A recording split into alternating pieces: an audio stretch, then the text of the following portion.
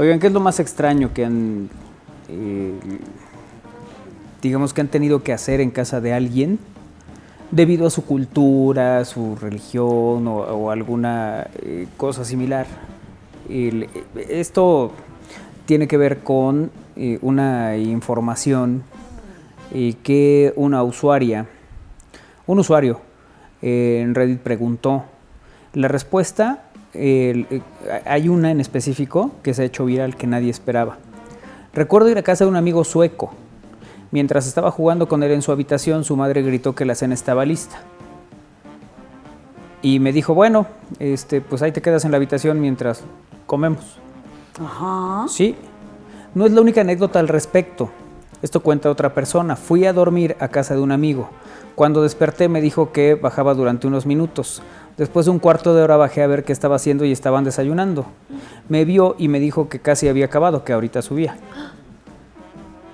Que evidentemente pues esto ha llamado la atención. ¿Es cierta esa costumbre de los suecos? Aunque con matices parece ser que así es. Como explica Raquel Machin, que lleva casi una década afincada en Suecia, ya es de hecho sueca, es una de las cosas que más le sorprendió al convivir con los nuevos vecinos. En Suecia no son conscientes de que sus costumbres no son muy habituales para el resto del mundo. En general, el sueco con la comida es, como decía mi abuela, pues digamos que más reservado. Si llevas a tu hijo a jugar una tarde a casa de alguien, hay que pactar de antemano si va a quedarse a comer o no, y a la hora que lo vas a recoger. Si llegas tarde y has dicho que no comía, pues casi lo mandan al rincón. Se ha dicho también sobre esto que no son conscientes de que sus costumbres no son muy habituales para el resto del mundo. No entendían por qué los mediterráneos, asiáticos, africanos, árabes estaban en shock. Durante todo el día, cuando se viralizó el asunto, los suecos se volcaron en Twitter a explicar el porqué de estos hábitos, defendiendo que han sido muy pobres o que la razón principal es por respeto a la familia del niño, porque no saben si tiene alguna alergia o intolerancia. Pero lo cierto es que hay razones culturales más complejas. Los sureños ofrecemos comida a cualquiera y no tenemos en mente que se nos compense, pero los suecos ven cualquier ofrecimiento como un contrato vinculante al que en el futuro tendrán que responder recíprocamente. Es decir, yo no te ayudo porque si no luego tú me vas a tener que ayudar. O pues lo comprometes, ¿no? Así es. Este ofrecimiento y aceptación implícita es el principio de una relación, y si todavía no tiene claro qué quieren una relación contigo, de cualquier tipo, les pones en un compromiso y les resulta súper violento aceptar. Me ha pasado de llevar tortillas o empanadas a picnics, ofrecer y que me miren así como... ¿No? ¿Qué estás tratando de decirme? Una vez entendiendo esto, las costumbres son distintas, se adaptan como pueden. En el momento que les parece bien tenerte alrededor, comen y pues, todo bien, ¿no? Te traen regalos y ofrecen sus Una vez que ya pasas la prueba. Así es. Otro asunto que al parecer no conciben en Suecia es que la gente lleve comida para compartir, y menos aún que esto se haga en restaurantes. Me ha pasado llevar, les decía, cosas que lo miren así raro. También he ido a lugares pensando que las salchichas eran comunes, tomar una y tener una crisis diplomática. He visto a suecas comerse una tapa de pimientos. Dice que aquí son populares, ellas solas, sin compartir, un pimiento tras de otro. Esto de ofrecer comida e insistir, se percibe como cuando vas al bazar y te intentan vender algo a la fuerza. Es primitivo y por descontado inferior, dice. Con el tiempo, no obstante, la rigidez sueca se va minando. Hay una tendencia también que entre los modernos está creciendo, que es adoptar maneras más sureñas en cuanto a protocolo. Pero esto llamó la atención a partir de esa publicación, ¿no? de las cosas que de alguna manera pueden ser extrañas, y que cuando menos uno tendría que entender que no es propiamente que sean extrañas, es que son distintas a las nuestras. Claro. Y hay ciertos códigos y ciertas cosas que en ciertos lugares son tomados de una manera, en otros lugares son tomados de otra, que a veces a nosotros nos brinca porque no es a lo que estamos habituados, o no Oye, es de a alguna ellos manera les las costumbres. sonaría súper grosero venir a México porque aquí, bueno, te sientas y otro platito, no, gracias, esto, otro platito Sí, y ya sí. te lo ponen, Ándale, ¿no? cómete. A ver, sírvele. Que no te dé pena, otro platito. Te hace bien. Ándale, sí, come, sí. te hace bien. Estás muy flaca. Sí. Come, ¿no? Sí. Sí, No, pues sí que son. no vengan a casa. No. Mira, a mí de raro me pasó, sí, cuando estuve con una familia que llevan esto, el Ramadán. Ajá. Y bueno, esas ondas, el ayuno y todo esto, cuando ya les toca comer, además de que hacen todo un festín de comida, pues es algo bien extraño. Yo creo que eso ha sido de lo más raro que yo he presenciado. No, yo no he presenciado nada raro, creo. Bueno, a ver, es que a veces no hay ni siquiera que ir tan lejos. Apenas hablábamos, ¿no?, de ciertos platillos que son distintos en una región y en otra, aunque se llamen de la misma manera. O que llegues y pidas algo y te vean con cara de este sujeto que quiere, y lo que estabas pidiendo, pues ahí se conoce tiene otro Claro. nombre, ¿no? Bueno, en las fiestas, en algunos pueblos, cuando hacen fiesta, te ponen un pollo entero. Ah, sí. Tu tacate. O sea, no, para comer Sí, ahí. para comer ahí, sí.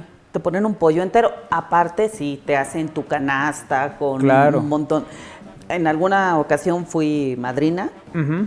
y de repente nos llaman a la cocina y así como, ok, pues, ¿qué quieren, no?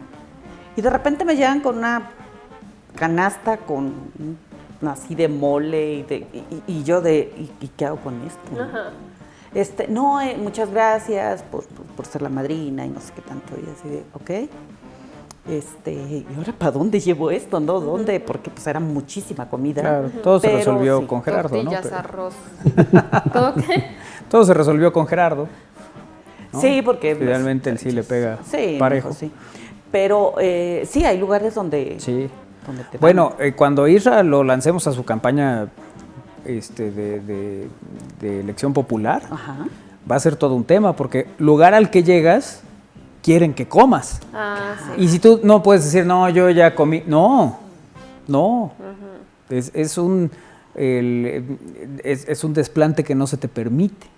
Entonces, por eso algunos pues van ahí de a poquitos comiendo y le van haciendo el cuento, y otros terminan a punto de reventar el botón.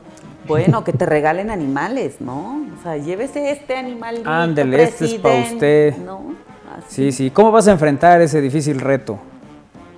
Pues de entrada no quiero hacer ningún desplante. Voy a se comer todo sentarán- lo que me den. No tanto, pero sí invitaré a la mayor parte del pueblo y convidaré de esos suculentos platillos. Te regalen un gallo para que platiques con él como Chen. Y sí, oye, que es una bronca, ¿no? Digo, el que te regalen Platicar un con un animal. gallo, sí, no. No, que te regalen un animal y después no sepas qué hacer con él cuando no le tienes ni los cuidados ni sepas qué es lo que come, ¿no? Sí, claro. O sea, te regalan un cochinito, ¿no? Así pequeño, de meses. Y aliméntalo para que después, lógicamente, le saques el mayor provecho con su carne, con todo, ¿no? Pero mientras, ¿qué tal si le das de comer? Tú lo quieres tratar muy bien y le das comida fina y no, cuando ellos comen desde desperdicio, Desperdicio, pan, claro. pan o tortilla con agua, ¿no? Y eso es lógicamente para que engorden, pero después, ¿cómo lo vas a, qué Ya tiempo lo también le vas a quieres cuidar? pedir por rápido. Sí, o sea, es que a lo mejor tú tienes una idea de cómo mantenerlo y es totalmente distinto, ¿no? Sí, no. Desde el ¿Para qué? espacio para tenerlo. Sí. Sí. Ya de chico, yo estuve con mi abuelo que tenía producía marranos, entonces sí te das cuenta de la bronca que significa tenerlos. Y nada más eran dos. Y desde el lugar, ¿no? Tratar de mantenerlo, no limpio, porque al final de cuentas no es un lugar propicio, ¿no? Pero alimentarlos, verlos crecer, verlos engordar y después venderlos ya en canal o así Por completo. kilo, ¿no? Sí, O sí, por sí. kilo, sí. ¿no? Sí, ese es todo un tema. Por eso mejor, cuando llegue, aceptaré un gallo, pero se lo paso luego a Armando para que platique con él. Cuídame el gallo, Armando, cuídame. ¿Quién quiere pelear con mi gallo? Ándale.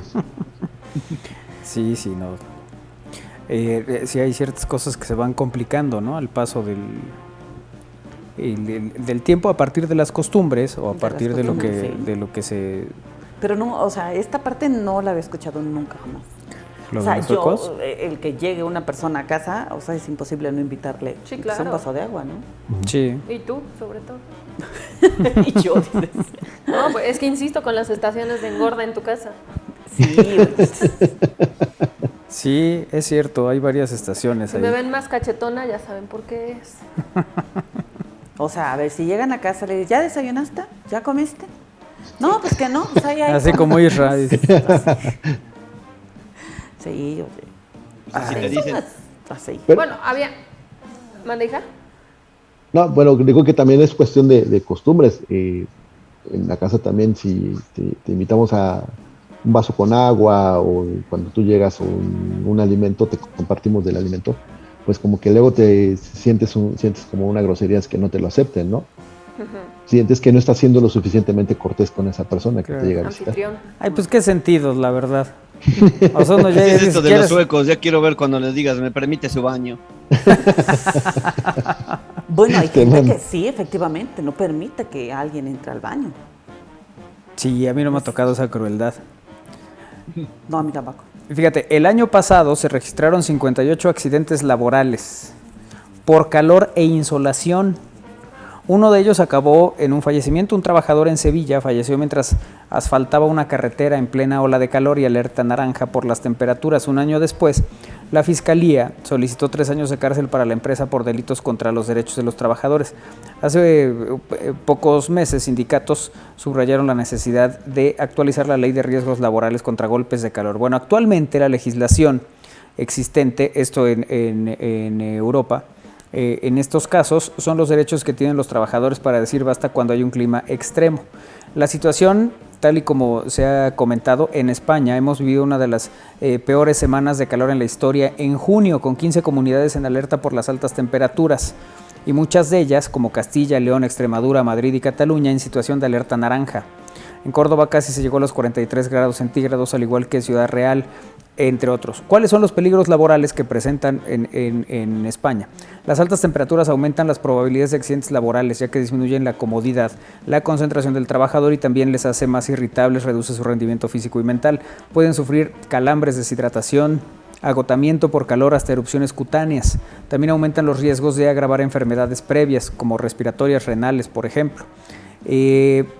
No hay una temperatura concreta a partir de la cual un trabajo debe cesar en el acto porque implica un riesgo inminente para el trabajador, pero la empresa está obligada a tener un plan adaptado a cada entorno que establezca cuáles son las temperaturas máximas con las que se debe continuar o no trabajando. Entonces, el planteamiento, lo que están sugiriendo aquí es que en ciertos lugares que se trabaje al aire libre, cuando haya temperaturas de determinado nivel, o determinados grados, pues, que puedas decir, no voy a continuar el trabajo porque esto ya está rebasando, cosa que no pueden hacer los que juegan fútbol los viernes.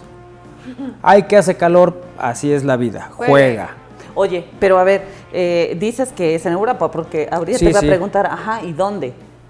O sea, Sí, ya esto lo es están en España. implementando, ¿dónde? No, es en Europa. Esto es en España y de hecho esta baja por estrés térmico implica eso, ¿no? Que los trabajadores tienen derecho a dejar su puesto si hay calor extremo, si se pone en riesgo. Sí. Porque yo no veo que acá por Sonora, Chihuahua, Sí, no. todo esto, donde hace un calor espantoso, están las maquiladoras, ¿no? Ajá. Y con un calor horrible dentro no tiene ni aire ni nada, ¿no? Y Sí, no. no se pueden quejar. Hay lugares así, bueno, que son más bien al aire libre, trabajan de noche, ¿no? Ujú. En algunos casos, claro. Sí, es Y lo mismo complicado. pasará si con el frío. Hasta ¿Las donde condiciones? viene la información, lo establece específicamente con la época de calor que están viviendo, que ha sido muy compleja en la actualidad, pero supongo que debe haber algo que también, ¿no? abarque Bueno, esas situaciones extremas. Yo creo que en el tiempo de frío, pues es como más fácil, ¿no? No. Te pones algo más. No, porque O sea, te como puedes trabajas, cubrir también, pero en todo ciertas tapado, cosas Sí. pues o me se parece te que entumen también las tienes el manos. riesgo. Exacto. Bueno, hace 60 años dormir 8 horas era la norma. Si no, vea usted. Es la norma, ¿no? 8 horas. ya que no la cumplas es otra cosa. Ahora menos de 7 es lo más común, se dice por ahí. Esta deuda de sueño acumulada es síntoma de un gran problema. Ningún país del mundo logra llegar a 8 horas de sueño de manera regular, según datos del ciclo del sueño. Este dato es alarmante por muchos motivos. El principal es porque un adulto debe dormir de 7 a 9 horas por la noche para estar sano, y casi nadie lo hace. El sueño se ha convertido en un bien de lujo, una práctica inalcanzable y reservada para unos pocos. Decirlo es fácil, pero no es tanto cuando tenemos que trabajar más de 9 horas al día, cuidar de la familia, realizar las tareas del hogar y, por supuesto, encontrar tiempo libre para hacer lo que nos apetezca. Ya sea ir al gimnasio, al cine, el día nos deja poco tiempo para dormir. La tendencia es preocupante porque el sueño es esencial para tener salud. Mucha gente subestima su importancia y hacerlo causa muchos problemas y enfermedades, como un sistema inmunitario debilitado, depresión, aumento de peso, probabilidad de padecer presión arterial, diabetes, ataques cardíacos y sobre todo problemas de memoria. ¿Qué les estaba diciendo? Tú se duermes 8 Casi horas. no duermes, ¿verdad? Yo no duermo 8 horas. Ese es un mito. Bueno, no duermes 8 horas porque no quieres. Bueno, podría, pero... No, hay veces que ya despierta uno y dice, no, pues ya. Ya aunque haga otro intento por dormirme otras 4 horas, ya no voy a poder. A ver, ¿yo cuántas duermo? Cuando no duermen, a ver si están de acuerdo conmigo. Cuando no duermen son irritables, tienen mal genio, su estado de ánimo es negativo y una caída de productividad. Sí. Sí, a todo. Sí, coincidimos en todo. Bueno, si se da una vuelta por el mundo, la pregunta Sí. en las diferentes poblaciones de cuánto duermen, es muy probable que la mayoría diga que menos de 7. Publicaron unos mapas, esto de los mapas públicos de la salud desarrollados por una compañía con datos de centros de control y prevención, que miden el número de horas media que duermen los europeos, los asiáticos, los americanos. Y la tendencia es baja, de manera notable. Y de acuerdo a este estudio, en el mapa de Estados Unidos hay un patrón muy marcado. Los norteamericanos duermen una media de 7 horas con 19 minutos. Descansan las horas recomendadas al menos. Se puede apreciar una diferencia clara entre el este y el oeste. Duermen algo más. Y en cambio, hay otros lugares donde se duerme menos. La densidad de población podría ser un factor importante, pero también el estilo de vida y la dieta poco saludable, ¿no? Esto refiere en concreto a los Estados Unidos. Japón y Corea son los países que menos duermen, ambos menos de 6 horas y media. Una causa podría ser la cultura laboral que tienen. En ambos países lo común es trabajar horas extra. Y bueno, no está clara cuál es la función que tiene el sueño, pero lo que es muy fácil es recomendar el número de horas concreto. Mira, por ejemplo, en bebés de 11 a 14 horas, preescolares de 10 a 13. Toma nota, niños, Armando. sí, niños de 6 a 13 años de 9 a 11 horas, de 14 a 17 de 8 a 10 horas, de 18 a 25 años 7 a 9 horas, adultos 7 a 9 horas, tercera edad 7 u 8 horas. Esas son las recomendaciones. Por eso luego dicen, dormí como bebé. Ajá, sí, sí. No, pues Sí. yo duermo Como Kiara. 7. Una Kiara dura muchísimo. Sí, Kiara duerme de una manera, además, profunda. Sí, Dan nada más ganas de se dormir. acomoda. Híjole, sí. Ya. Pues sí, así las cosas con esto del sueño. No, creo que duermo 7 horas. 8 no duermo. Como 7 horas. Sí, puede ser que 7. Ahora depende, ¿no? Hay veces que uno tiene... Rachas. sí, que duermes mejor que otras. Por ejemplo, a mí el calor sí me complica mucho la existencia. Las noches muy calurosas, Sí. complicadísimo que pueda dormir. Y además me va poniendo de malas, Ya. ¿no? Porque despiertas para empezar todo sudado, Sí, sí, sí. te levantas y dices, abro, no abro, ¿qué hago? Te empieza a poner, y luego empiezas a ver, ya me queda menos tiempo para levantarme, ya estoy de mal, ya te estás durmiendo y te duermes así, yo con cara de, ya perdí 1 hora, odio odiar, como así. Odio odiar. Sí, ya, te Sí. cambia totalmente la historia. Sí. Es cierto. Yo con la pandemia, y bueno, y después, yo tuve una racha que dormía espantoso. Yo creo que dormía como 4 horas al día. Ya ahorita es cuando reventé. Sí, pues sí. ¿Cuánto tiempo estuviste así durmiendo? ¿Como 4 horas? Meses, como 8 meses. Sí, ¿tanto? Sí, claro. Es todo el estrés acumulado lo que ahorita me está reventando. Ah, mira. Sí, bueno, pues es que sí, no son temas sencillos, ¿no? Y a veces uno dice, bueno, pues nomás no dormí bien, ya lo que sigue. Y luego las cosas son Pero un es poco que más es el tema complicadas que eso. claro, te vas tropezando en todo el día porque como no dormiste, pues estás de malas, no haces las cosas bien Sí. y cuando quieres, ya, dices, bueno, ya en la noche me duermo, Ujú. nomás no agarres el sueño. Ajá. A mí, Sí, yo algo que sí, te quedas así dormida y de repente te despiertas y dices, híjole, creo que ya dormí un buen y creo que nada más ha pasado como 40 minutos. Sí. Eso es delicioso. bueno, Sí. yo soy de la idea de si yo ya me quedé dormida y por algo me llegan a despertar, híjole, para volver a agarrar el sueño sí está canijo. Sí, mucho. Y ya me empieza a doler la cabeza. Y me duele la cabeza y se acabó, o sea, ya es el acabó. Porque sí tengo el tema del dolor de cabeza. Porque no es tan fácil que se me quite. Ujú. Por eso así como que si ya me dormí, no me molesten, no me hablen. Así es.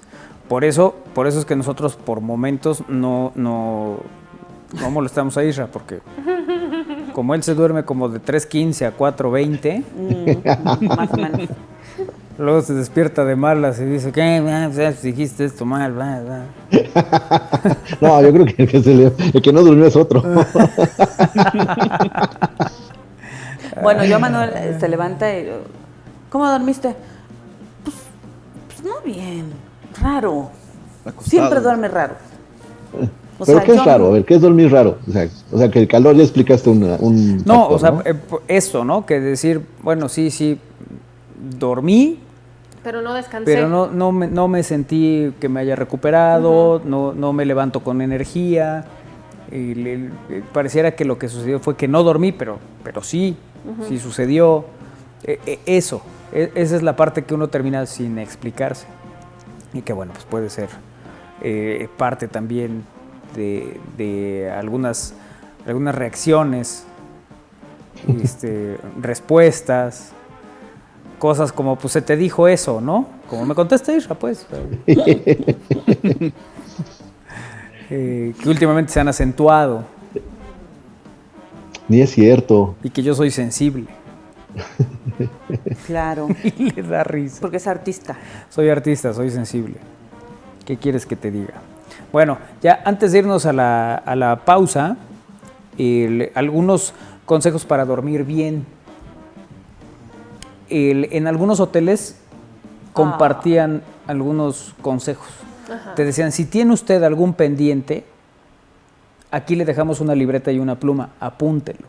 Si usted no lo apunta, estará todo el tiempo pensando que, ay, mañana me tengo que acordar que tengo que pagar esto, que tengo que hacer esto, que tengo cita a tal hora, que ver qué. Eso hace que no descanses.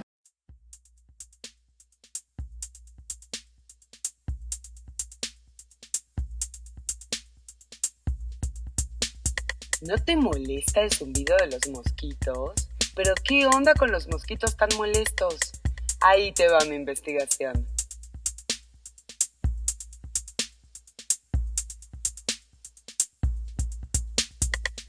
Viven entre 10 y 30 días.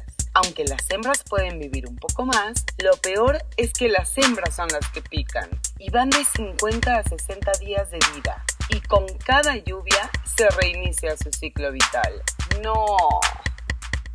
Los mosquitos duermen de día, por lo tanto son más molestos de noche, al atardecer y en las madrugadas. Sus lugares favoritos son las zonas oscuras, húmedas y cálidas para poder esconderse. Te recomiendo limpiar muy bien esos rincones. También prefieren las temperaturas altas, como la primavera y las lluvias, y es ahí cuando más se multiplican. Durante los meses más fríos, los mosquitos entran en la fase de hibernación y dejan de estar activos. Otras especies de mosquitos pueden hibernar como larvas en el agua. Esta está tan fría que las larvas no respiran y restan inmóviles en el fondo, a veces incluso bajo la capa de hielo.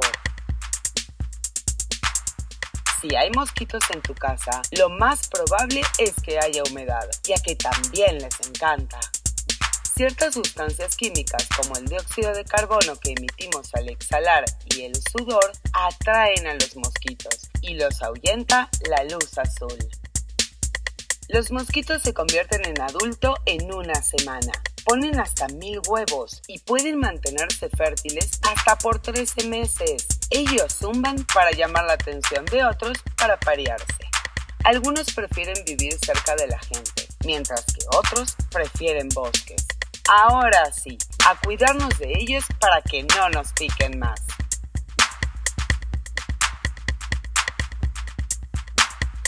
Si te gustó esta investigación, te invito a suscribirte a YouTube, a Yo Soy Paula SC, donde encontrarás más contenidos tanto divertidos como interesantes.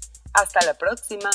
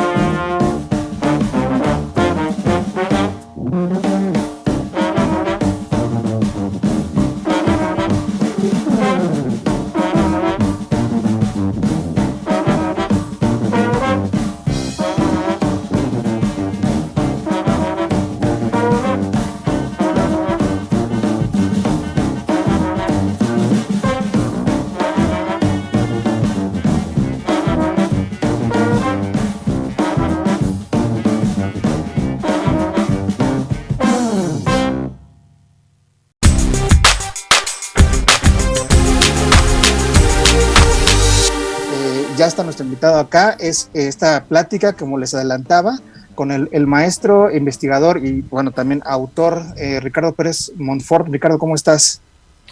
Hola, ¿qué tal? Bien, gracias, aquí estamos esperando conectarme con ustedes. Muchísimas gracias. Ya les había adelantado un poquito,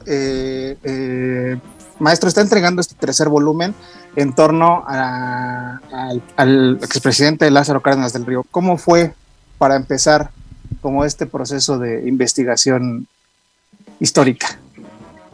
Bueno, tal vez tendríamos que empezar contando un poco cómo se dio la posibilidad de publicar esta biografía. Resulta que yo me acerqué a los colegas de Random House para ofrecerles un libro que tenía yo sobre la historia, sobre la tolerancia y la intolerancia hacia las drogas en México desde el siglo XIX a principios de este. Y bueno, ellos me dijeron, bien, te publicamos este libro, pero el que nos interesa es realmente la biografía de Lázaro Cárdenas, que ellos sabían que yo llevaba ya un rato pues tratando de echar a andar, ¿no? La escritura como tal. Todavía había yo escrito nada más unas partes de esta biografía y de ciertos aspectos del periodo sexenal del general Cárdenas, ¿no? y pues de hecho a partir de esa primera reunión empecé ya a escribir y a reunir materiales, que ya tenía yo materiales desde hacía mucho tiempo, ¿no? Desde hace alrededor de unos 35, 40 años, ¿no? Que empecé a recabar materiales sobre el periodo y desde luego también sobre el propio general, ¿no? Entonces empecé, hice una primera, bueno, estuve una temporada en Berlín, en Alemania, ahí hice un primer esbozo, pero pues me salió un libro bastante extenso y solamente había llegado de la infancia y de análisis de la región donde surge hasta el 1934, o sea, hasta el año que es nombrado candidato como presidente. Ese ya era un libro completo, ¿no? Entonces pensamos que iban a ser entonces 2 libros, ¿no? Pero justo cuando estaba yo echando a andar el segundo, pues me di cuenta que era muchísimo tiempo, de 1934 hasta 1970, ¿no? Que es la muerte del general ese año, pero era muchísimo, y además tenía yo todavía que hacer el análisis y presentar pues el periodo presidencial, o sea, 1934-1940, claro. Luego su actividad muy importante como comandante del Pacífico y como secretario de Defensa durante la Segunda Guerra Mundial. Entonces eso lo puse o lo resumí, lo junté todo en el segundo volumen, y este tercer volumen, pues estaba yo ya, bueno, ya lo habíamos programado con los colegas de Random. Afortunadamente me dijeron que sí, que lo hacíamos en 3 volúmenes, ¿no? Lo cual es un tanto insólito porque pues originalmente iba a ser un solo volumen, ¿no? Y entonces ya cuando estaba pues avanzando y pues un tanto a punto de concluir la redacción del tercer volumen, pues se desató la pandemia. Todavía me faltaban algunas cosas. Yo quería ir a un par de archivos en Europa, en Estados Unidos y sobre todo a Cuba, ¿no? Para revisar archivos allá, pero ya no dio tiempo, y entonces pues terminé la redacción prácticamente a finales del 2020, ¿no? Y pues se atravesó el 2021, pero ahora ya está este tercer volumen, que además la propia editorial tuvo a bien juntar también una buena cantidad de fotografías que me han servido como fuentes importantes, y a lo largo de toda esta investigación ha surgido una gran colección de fotografías. Entonces ellos dijeron, bueno, vamos a meter unos booklets, ¿verdad? Unos pequeños folios, ¿no? Con las fotografías más importantes o con una selección de fotografías. Y eso es lo que tiene este tercer volumen, ¿no? Que recorre los años que van de 1945, finales de 1945, hasta 1970, y con este material fotográfico que es bastante abundante, ¿no?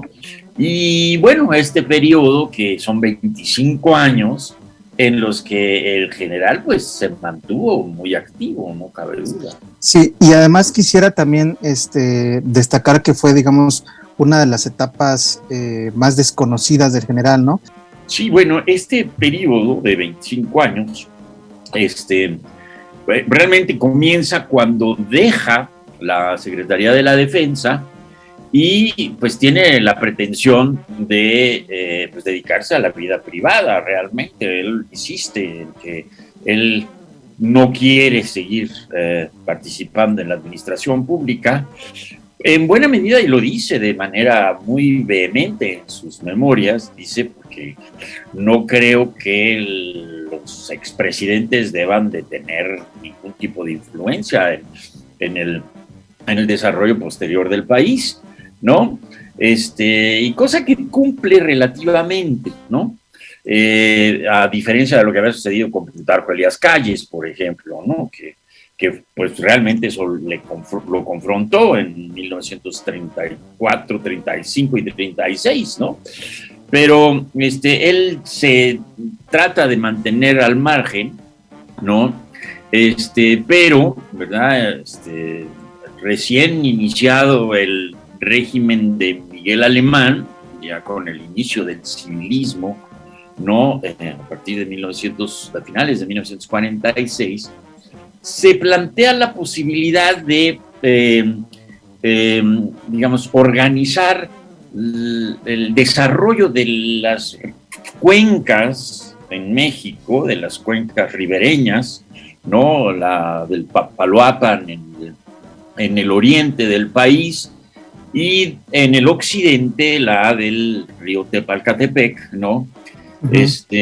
Y de hecho él asume, se convierte en vocal ejecutivo de la Comisión Nacional del Tepalcatepec y regresa a su terruño, ¿no? O sea, regresa a Michoacán, ¿no? Y se encarga durante todo el sexenio de Miguel Alemán de promover el desarrollo sobre todo de Tierra Caliente, de parte de Jalisco, desde luego Michoacán y una parte pequeña de Guerrero, y emprende una serie de obras importantísimas: carreteras, presas, hospitales, escuelas, ¿no? O sea, desarrolla con una enorme hiperactividad, podríamos decir, ¿no?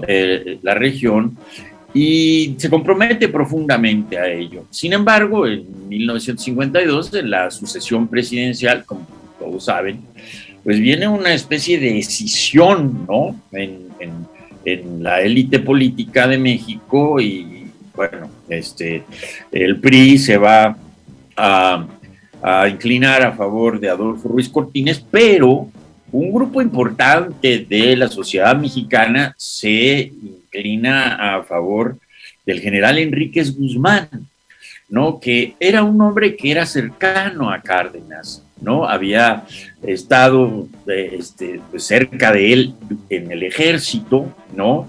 Durante su propio sexenio, Enríquez Guzmán apuntaló al régimen de Cárdenas cuando el levantamiento de Zedillo en 1938, y Enríquez Guzmán se llevaba bastante bien con el general, ¿no?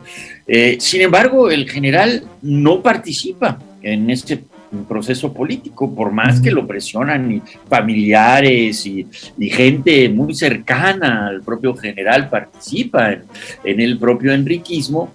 El general trata de mantenerse lo más al margen posible, y ahí se produce una especie de quiebre, podríamos decir, entre algunos de los viejos cardenistas importantes, ¿no? Y el propio general.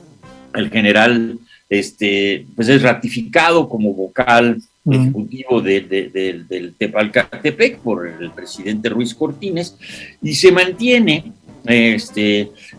activo también con mucha presencia en la región esta de Tierra Caliente, y luego pues ya hacia finales del régimen de Ruiz Cortines, que es un momento de mucha efervescencia política, hay movilizaciones de estudiantes, movilizaciones de maestros, movilizaciones de ferrocarrileros, ¿no?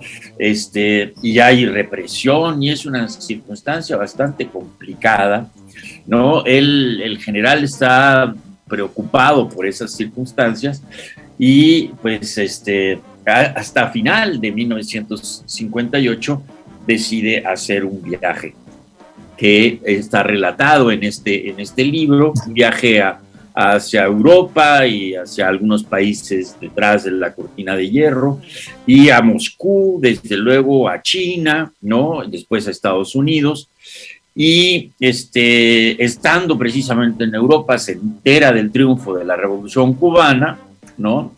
En diciembre, pues en enero, en el primer día de enero de 1959, ¿no?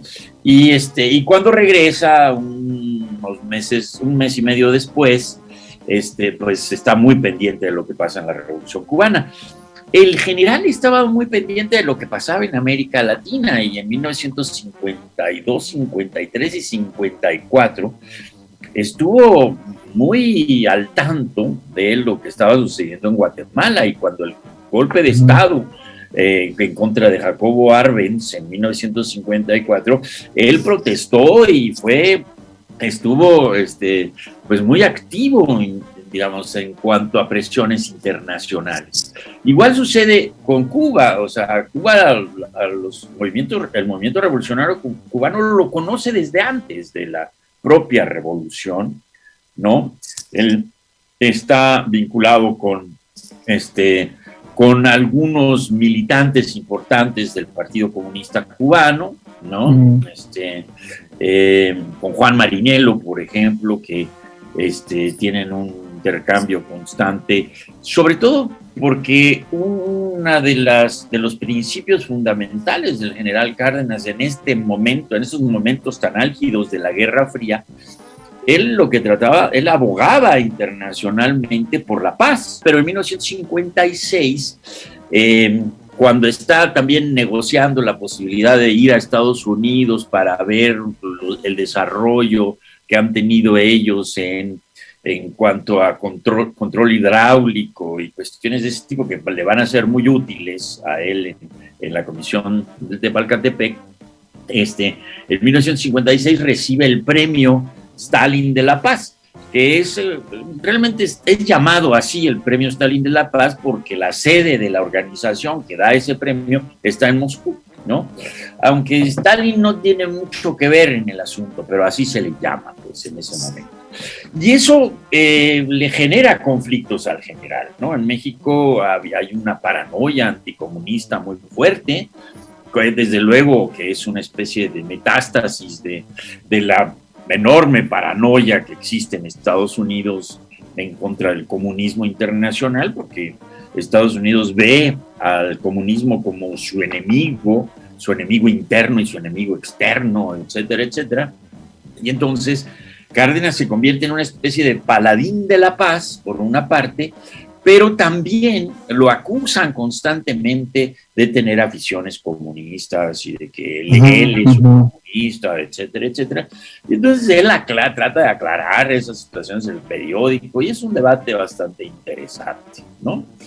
Después viene lo de la Revolución Cubana, y ya en la década de los años 60, pues hay, digamos, otra dinámica. El libro pues aborda las relaciones que el general Cárdenas tuvo con el gobierno de López Mateos y después también con Díaz Ordaz. Él muere en octubre de 1970, ¿no? O sea, prácticamente 2 años después de la matanza del 2 de octubre, ¿no? Del 68. Y bueno, pues es un periodo bastante complejo, todos estos 25 años, en los cuales el general tuvo una participación, digamos, intermitente en los debates periodísticos, en el mundo también, en el acontecer internacional, pero desde luego que tiene una enorme relevancia su labor en la Tierra Caliente, en Tepalcatepec, en el río Balsas, ¿no? Entonces, digamos, eso es lo que trata este tercer volumen.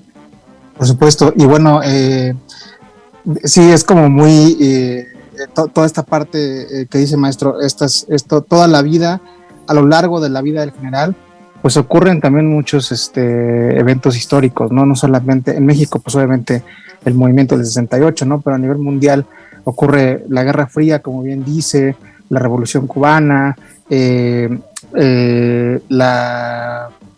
toda esta parte de los exiliados en España, la Segunda Guerra Mundial, ¿no? Se atraviesa como un periodo bastante álgido y bastante, pues, importante en cuanto a la historia mundial. Y pues bueno, finalmente, este libro, ¿en dónde lo podemos encontrar? O los volúmenes, en donde la gente pueda acercarse y adquirir sus libros, maestro. Pues mire, Random House tiene una muy buena distribución. Yo creo que podrían encontrarlos en prácticamente todas las librerías. ¿no? Más o menos que tengan una digamos, cierta afición por la historia, desde luego, ¿no? Claro. Y se pueden conseguir también por las redes comerciales en internet, ¿no? Buenísimo. Los libros se pueden conseguir, pues, espero que con bastante facilidad, ¿no? Ojalá y tengan oportunidad de acceder a él, por favor.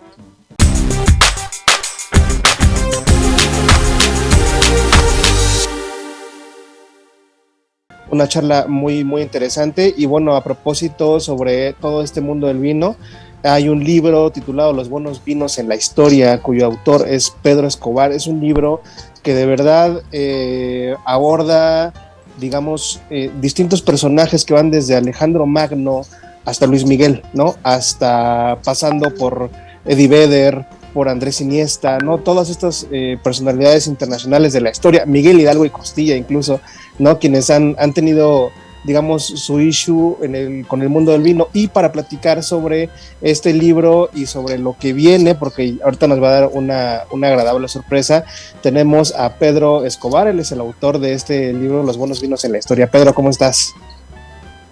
Hola, con mucho gusto de platicar con ustedes de todas estas historias en torno al vino y sus vínculos con diversas disciplinas como la literatura, la música, el arte, en fin, todo un universo. Se encontraron una cantidad increíble de botellas de vinos franceses que fueron literalmente derrochados en fiestas, ¿no? En fiestas de los alemanes. Platícanos un poco sobre este pasaje, por favor.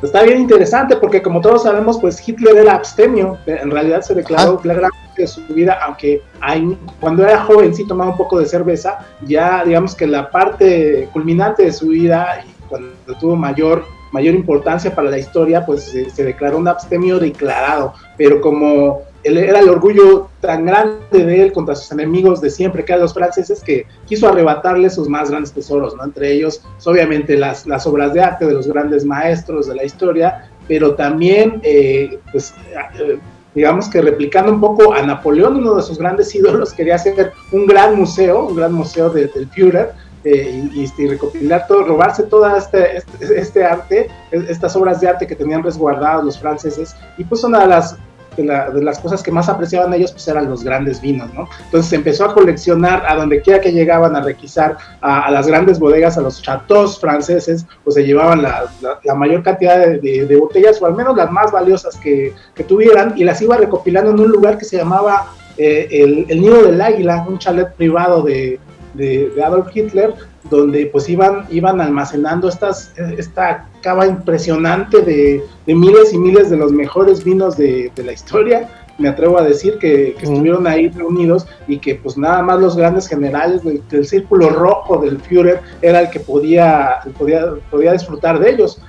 Pues a Hitler, aunque no era un bebedor consabido, pues sí le daba un gran valor simbólico al vino. Y pues de ese episodio que hablas, pues ha sido retratado una y otra vez a lo largo de la historia en medios de comunicación. Uno de ellos, la serie Band of Brothers, de esta que hizo Steven Spielberg. Ahí sale retratada la toma del Nido del Águila, y se dice que fue la borrachera más cara de la historia, porque quienes llegaron a liberar ese lugar fueron soldados americanos, norteamericanos de vanguardia, que habían sido reclutados hace muy poco tiempo. Entonces estos chicos pues básicamente eran campesinos, mecánicos, y pues fueron los que escucharon estos grandes vinos.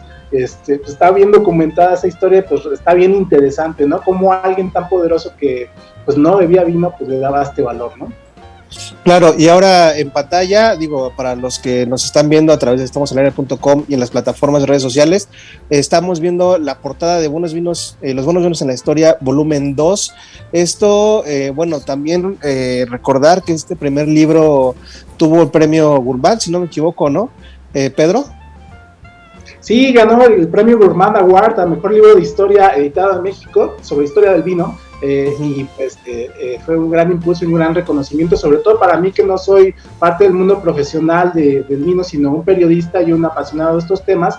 pues me dio la oportunidad de acercarme desde un punto de vista distinto al que lo hacen los profesionales del vino. Este libro curiosamente tuvo una gran aceptación por quienes se dedican a este medio, a los sommeliers, a los enólogos, a la parte de los viñedos, porque pues sí se dieron cuenta de que se puede hablar de vino sin tener los conocimientos técnicos, que a veces es lo que aleja al gran público, ¿no? Y pues durante todo el auge que tuvo la vigencia que ha tenido este libro, que me ha dado muchas satisfacciones y muchas sorpresas, pues se me estuvo pidiendo una segunda parte con todos los personajes que habían quedado en el tintero de esta primera entrega, y pues es por eso que sale, pues apenas está por llegar a mi poder los primeros ejemplares de este libro, que se va a llamar Los Buenos Vinos de la Historia 2, y donde pues toco algunos temas que quedaron pendientes y que me hubiera gustado abordar en el primer libro. Por ahí estoy leyendo nombres como Napoleón, ¿no? Que justamente mencionabas hace un momento, Porfirio Díaz, Thomas Jefferson, Amelia Ceja, Susana Balbo. O sea, tienes como digamos que exploraste otros rubros. Estoy viendo que tiene secciones, digamos, pues sí, secciones, ¿no? Los vinos de los generales, los vinos de los fundadores, los vinos de las lideresas y los vinos de los artistas, en donde veo aquí a Giuseppe Verdi y a Francis Ford Coppola, entre otros, ¿no?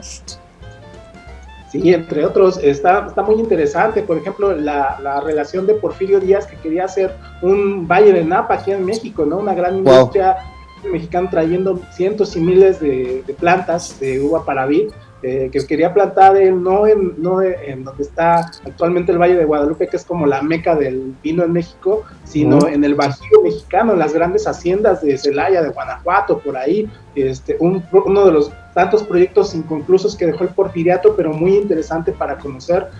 También está por ahí historias destacadas como la de Giuseppe Verdi, que algunas de sus grandes obras y las que todos tenemos en la mente, como la Traviata, hablan del vino, ¿no? Hablan de estos brindis, de esta celebración de los vinos, de grandes momentos a través del vino, dándole un valor simbólico. Entrevistas, a diferencia del libro anterior, me metí más a entrevistar también a personas de carne y hueso que todavía viven y todavía nos pueden contar su historia en primera persona. Es el caso de Daniel Vivayov, de la vinícola Vivayov en el Valle de Guadalupe, que nos habla del legado de los migrantes rusos que desde tiempos digamos de la revolución para acá se dedicaron hasta cultivar la uva para vino, y pues fueron precursores también de la naciente industria del vino mexicano, de la que hoy disfrutamos. En fin, personajes bien interesantes. También no están por demás también las anécdotas como las que comentábamos del primer libro. Está por ahí Lord Byron, con esta costumbre que tenía de tomar vino en un cráneo humano que se encontró una vez en una abadía que era de su propiedad, ¿no? Ahí mencionamos esa anécdota en la que también estuvo presente algunos de sus amigos como Mary Shelley, donde se le ocurrió a partir de esta experiencia crear un cuento de terror que todos conocemos hoy, que se llama Frankenstein, ¿no? Entonces, este tipo de historias es lo que vamos a encontrar en este nuevo libro, que por cierto, una parte muy curiosa y algo que, pues digo, los colegas de profesionales del mundo del vino siempre me mencionan, que esta idea de que el vino nos une, pues a mí lo comprobé al escribir este libro, porque muchos de los personajes que aparecen aquí terminan metiéndose, ¿no? O sea, como que se van tejiendo ahí alianzas y relaciones que demuestran que el mundo del vino pues une a gente de las más distintas disciplinas y de las más diferentes personalidades.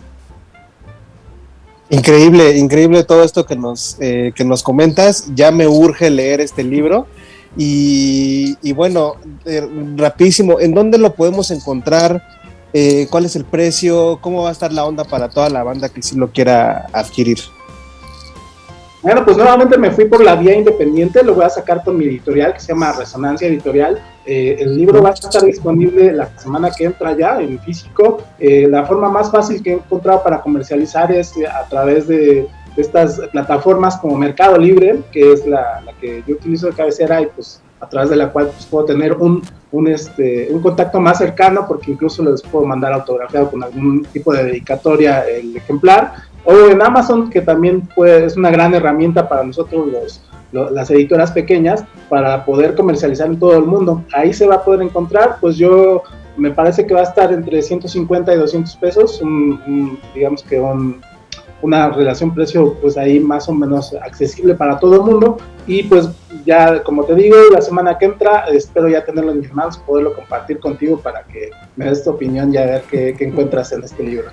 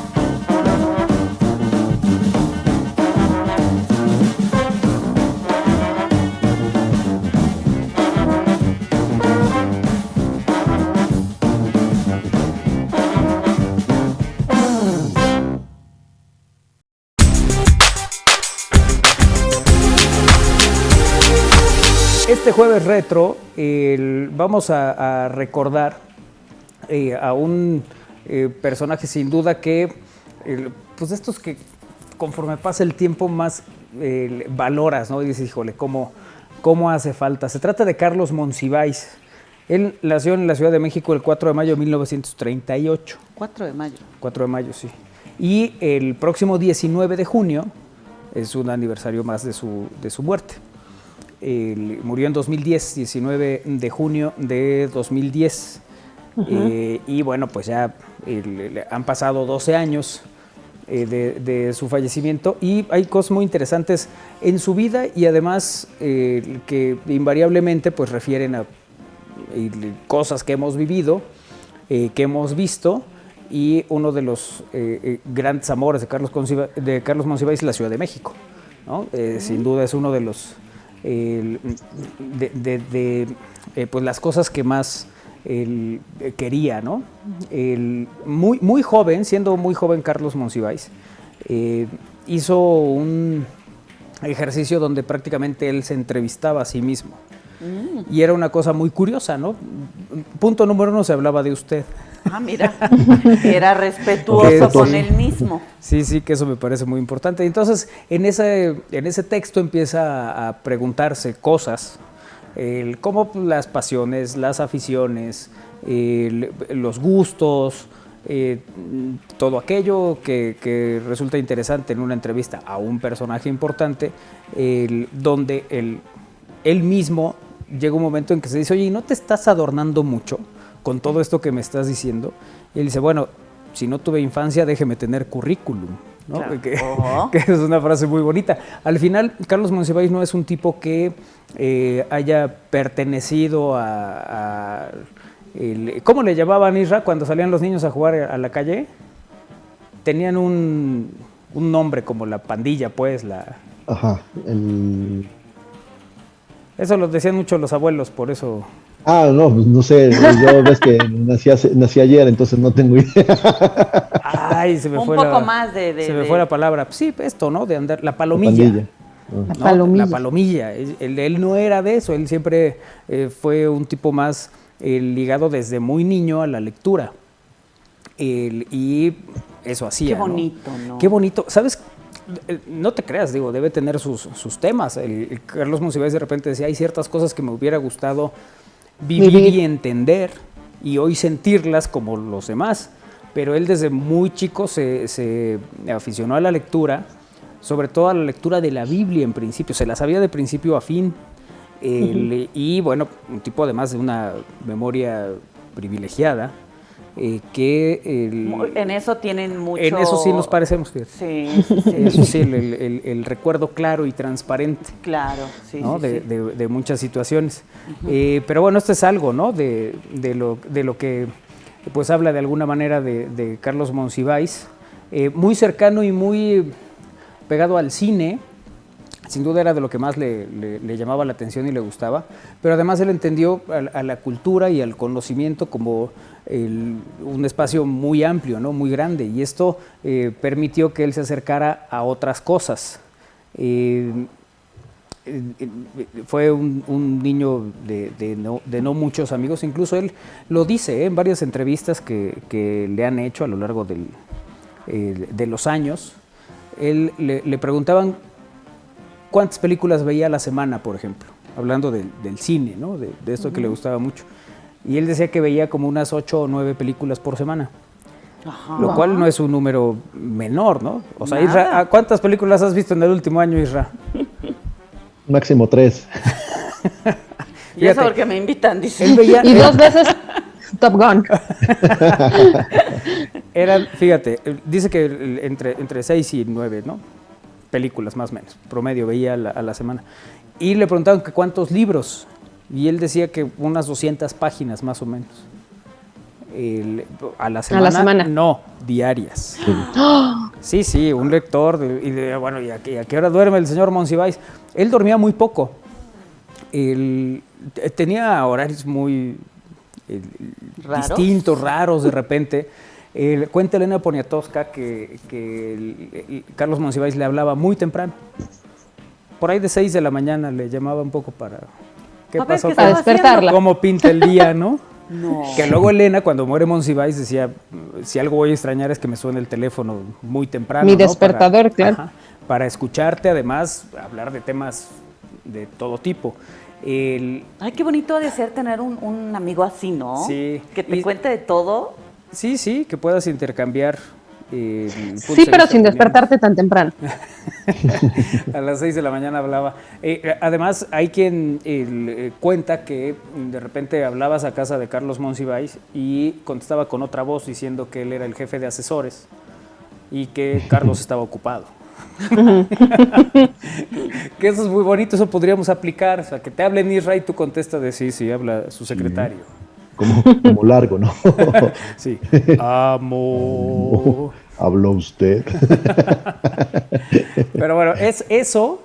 Me parece que es otra de las cosas, ¿no? que retratan muy bien a Carlos Monsiváis. Les decía que alguna vez le preguntaron si él se consideraba un personaje muy importante de la cultura y tal, y él se definió como soy un lugar común de la Portales, el lugar donde creció. Él a su nacimiento no vivía en la Portales, pero prácticamente toda su vida la pasó ahí. Les decía, el lector asiduo de la Biblia protestante, con una gran memoria, y tuvo una publicación que era muy interesante y que tiene además aforismos inolvidables, ¿no? Bueno, el aforismo del título del libro parece maravilloso. Autoayúdate, que Dios te autoayudará. Eso me parece que es maravilloso. Y tenía aforismos muy singulares. Decía, solo renunciaré al voyeurismo si me permiten tocar. Eso no. Oye, este también es muy bueno. El libertinaje es la libertad regañada por la moral tradicional. Decía también, la vida vale mientras no se le aprecie demasiado. Que también venía en esto de los aforismos, ¿no? Que pues tuvo sus publicaciones al respecto. tal era la creatividad que alguna vez dijo en estos aforismos: Inagada da vida, nada me debes. Que era un poco ligar esto, ¿no? De Aaron Butterfly, con esta canción de Inagada da vida, que yo no sabía que era el jardín del Edén. ¿Tú sabías eso, Isra? No. Es más, vamos a poner Inagada da vida en este momento. ¿Te acuerdas que era larguísima la canción? No tienes ni idea, ¿verdad? No. De hecho, la estoy buscando para que más o menos me oriente, pero... De Iron Butterfly. Ahí te va. Pon atención, escucha. Ok. Seguro te acuerdas, Isra. Bueno, sí, ahora que lo pones es con el característico teclado, ¿no? De los 60s, ¿no? Ajá. Y pues también con la personalidad de esos intérpretes, con sus melenas, ¿no? Largas, camisas medio estrafalarias, pero sí, un tema que caracterizó precisamente esa época de los 60s y los 70s. Ajá, pues yo no sabía esa historia, que era eso, ¿no? En el jardín del Edén, pero en lugar de establecerlo como era, el Garden of Eden, fue Inagada da vida, porque andaban ahí medio... Y dijeron, no, pues se oye padre, y así se quedó. Y bueno, pues haciendo un poco también referencia, ¿no? A Vida nada me debes, de Amado Nervo, Vida estamos en paz. En paz. Decía Inagada da vida, nada me debes. ¿No? Bueno, pues muy cerca de la década de los 60, por ahí del 58, Monsiváis establecía que la literatura mexicana carecía de humor, que no había estos espacios donde se diera un poco más de peso al humor, y es una cosa muy contrastante porque Carlos Monsiváis y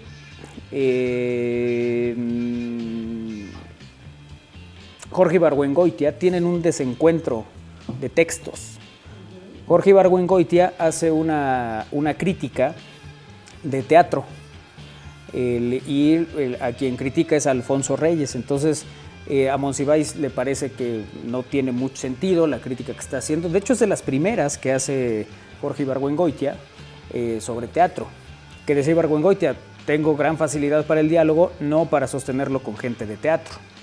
Él decía, ¿no? Y bueno, pues a partir de esto, Monsiváis responde en otra columna diciendo que pues no le parecía correcto la manera en que había descalificado, además, a un tipo que pues la gente lo seguía y lo admiraba mucho. Y entonces Ibargüengoitia decide que él ya no le va a entrar al tema. Y Monsiváis lo que decía es que, bueno, está bien que aplique el humor, pero que no descalifique en primera instancia, ¿no? Que era un poco esa la discusión que tenían en aquella época, y bueno, pues ahí quedó. Les decía, hizo un libro, Carlos Monsiváis, sobre Pedro Infante, el cual seguramente, no el libro, Pedro Infante, seguramente ustedes lo recordarán con la misma claridad que Isra en este momento. Sí, ¿no? Sí, a Pedro Infante lo recuerdo muy bien. ¿Sí? ¿Sí recuerdas a Pedro? Sí, a Pedro Infante, que pues fue la figura de la época de los 40, 50, y ahora que de hecho recién pasó su aniversario luctuoso, y se falleció muy joven, menos de 40 años, ¿no? Sí. Oye, que además, fíjate, hay cosas muy interesantes alrededor de Pedro Infante y el libro que hace Monsiváis al respecto, que se llama Las leyes del querer. Considera a Pedro Infante como la voz más firme de los fantasmas con las canciones de Pedro Infante. ¿Y eso por qué? Porque se siguen escuchando, y eso yo creo que todos de alguna u otra manera hemos sido testigos. No hay estación de radio donde pongas música mexicana o regional donde no suene una canción de Pedro Infante. Ni ocasión para que no suene una canción también de él, ¿no? Desde las mañanitas hasta el clásico 100 años, ¿no? Siempre es infaltable algún tema de Pedro Infante.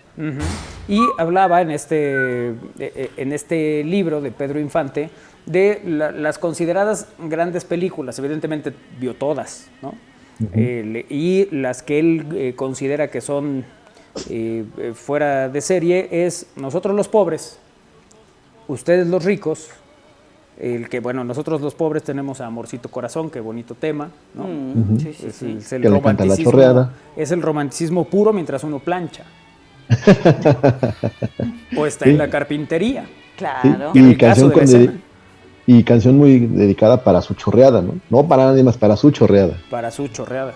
Que además decíamos, si ves que Blanquestela Pavón era, ¿cómo decía? La Eva de las vecindades, ¿no? Esa era como esta mujer admirada, la esposa ideal, ¿no?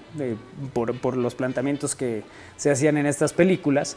Y bueno, pues nosotros los pobres, ustedes los ricos.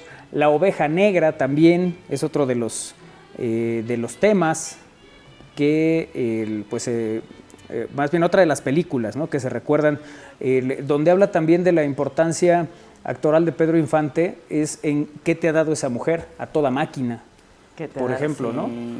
Que eran pues películas que retrataban un personaje de características muy especiales. Un tipo que era fisicoculturista, Pedro Infante, en una época donde eso no se estilaba en el cine y no se estilaba en la vida, o sea, decían en los estudios Churubusco los gimnasios estaban vacíos. Y Pedro Infante, hay muchas fotos de él haciendo ejercicio, ¿no? Y la verdad es que sí era un tipo que trabajaba muy bien su físico, sí. Sí, gente que le dedicaba horas a, pues no a un gimnasio como tal, pero sí le gustaba hacer pesas. Su propia profesión o las profesiones que ejerció le exigían ese esfuerzo. Bueno, sabrán que originalmente sí es carpintero, entonces pues, cargar el material y hacer todas esas actividades le hicieron que le gustara, que generara ese físico, pero también que lo formara, que lo cultivara, ¿no? No desearás a la mujer de tu hijo, es otra de las películas. Con uno de los hermanos Soler. Ajá, así es. Donde el Monsiváis destacaba mucho una escena donde está Pedro Infante con Soler, viéndose en el espejo y le dice, ve, ya no eres el galán que eras, ya no eres el conquistador y tal. Y una de las frases es, ya tus piernas son 2 chorros de agua, ¿no? O sea que es una descripción bastante cruel. Y al final, Soler tendría por ahí de 60 años cuando se hizo esa película. Que luego otra reflexión. ¿Estás bien, Isra? No fui yo. Fue Masha, perdón. Ya, yo dije, mis felicitaciones al chef. Ciertos personajes del cine mexicano prácticamente nunca supimos que fueran jóvenes, que es el caso de Soler. Sí, ya los vimos grandes. Pues prácticamente todos, ¿no? Sí. Andrés, uno de ellos, Andrés muy en las películas de Tintán, ¿no? Que participaba mucho ahí. Pero sí, a los Soler, decía Monsiváis en una entrevista que para él, que él supone que cuando eran niños, Soler era el abuelito de todos, porque no lo imagina de joven, de otra manera, ¿no? Que ese personaje, que alguna vez habíamos platicado esto también. Hay cierta época en que parece que la adolescencia y la juventud no existía, No pasó. era como un brinco directo, ¿no? Todos eran como señorcitos, traían otra dinámica y que era parte de esta historia. Luego, evidentemente, cuando se habla de Pedro Infante, parece que hay una liga invariable para que algunos refieran a Jorge Negrete, ¿no? Como estas figuras del cine, por las películas, por la música. Y el contraste también, ¿no? Sí. A eso iba, el contraste. Cuéntanos, Isra, tu óptica al respecto, que Bueno, es muy por parecida a la ejemplo. de Monsi. Bueno, el contraste porque mientras Jorge Negrete fue un músico casi de formación, que interpretaba ópera y que llega al mundo de la música mexicana, regional mexicana, casi por accidente y también al cine, pues Pedro Infante se hace de otro lado, ¿no? Viene del pueblo, viene de ejercer profesiones u oficios, y también llega al cine con por otras casualidades o por otros asuntos, ¿no? Entonces, ahí estaban las dos figuras, alguien con formación operística, como Jorge Negrete, y la otra de Pedro Infante, que nace con ese talento para interpretar varias canciones, y en especial la música mexicana, ¿no? E incluso con cierta arrogancia la de Negrete, ¿no? Que Sí. de alguna manera sí lo ponía como en otro nivel, mientras que Pedro Infante sí era el tipo del pueblo, y para el pueblo, y que conocía perfectamente cómo era toda esa historia. Y el pueblo lo adoptábamos porque sí. Sí, bueno, habla también en ese libro de la manera de hablar que ponían en esas películas, ¿no? O sea, para empezar, que era una vecindad de familias disfuncionales, ¿recuerdan? Recuerdo más o menos a los personajes de Nosotros los Pobres, Chachita, claro, el Pichi, o sea, realmente todo giraba en torno a una vecindad con familias disfuncionales, que para la época era una cosa, por supuesto, que llamaba la atención, y luego se pregunta, ¿no? ¿Cómo hablaban antes? O sea, digamos que este planteamiento de una historia de gente pobre, pues cómo hablaba realmente. Hablaba como se planteaba, porque a partir de esa película me parece que ciertas cosas se quedaron como el ay, chachita, voy. Que decía, oye, ¿cómo decía el otro de ay, es muy fufurufo? ¿Cómo decía? Sí, que fue cuando se van a una fiesta o alguna reunión, ay, van a ir puros fufurufos. ¿No? Que de hecho creo que cuando en la de Ustedes los ricos es cuando llegan a rescatar a Chachita, que después se había ido con su papá. Ajá. Que su papá era un fufurufo. Miguel Manzano. Sí. Es bonito, la verdad es que la manera en que retratan la manera de hablar, ¿no? O sea, la forma en que hablaban en esa película, sí dan ganas de toda la tarde hablar así. Bye. Sí. Tienen que hacer un programa así. Chachita, te cortaste tu pelo. Ese era todo un drama, ¿no? Él Pues decía frase que, digamos, hacerlo elegantemente podría ser voy, ¿qué arquetipo de lucha de clases tiene ese cuate?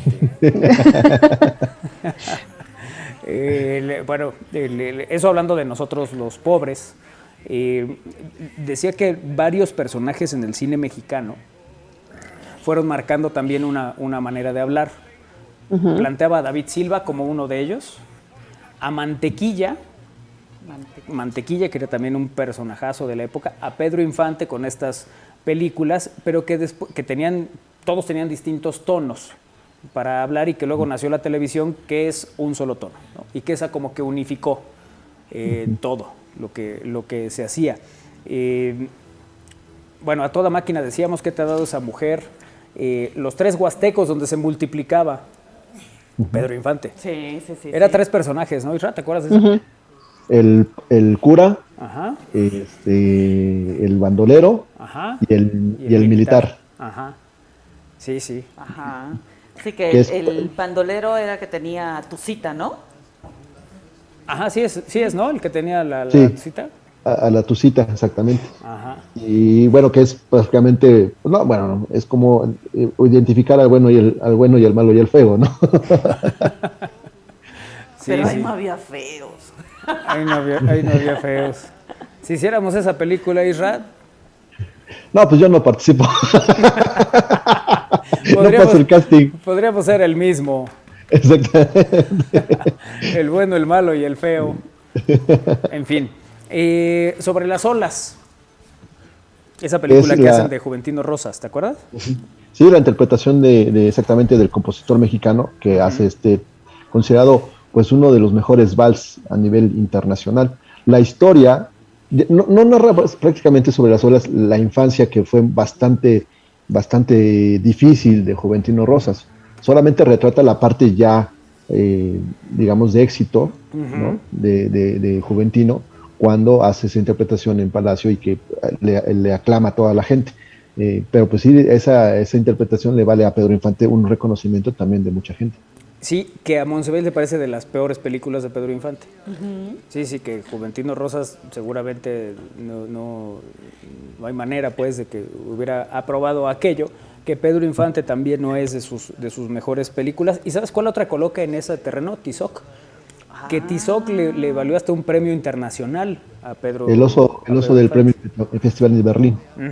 Así es, y le parece que también es de las películas que si existiera justicia en el cielo no se hubieran grabado.